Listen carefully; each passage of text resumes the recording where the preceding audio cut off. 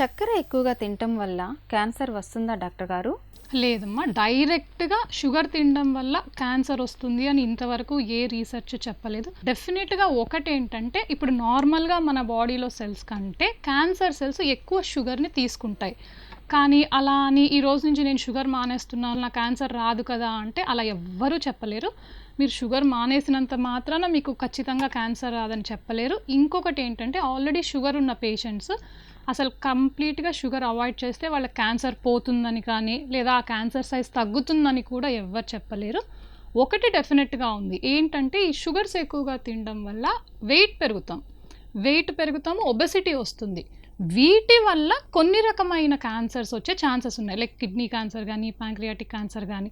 Obesity వల్ల ఎక్కువ risk ఉంటుంది అట్లాంటి క్యాన్సర్స్ రావడానికి. కానీ డైరెక్ట్గా షుగర్స్ వల్ల క్యాన్సర్ వస్తుందని ఇప్పటిదాకా జరిగిన రీసెర్చ్లో ఎవ్వరూ ప్రూవ్ చేయలేకపోయారు.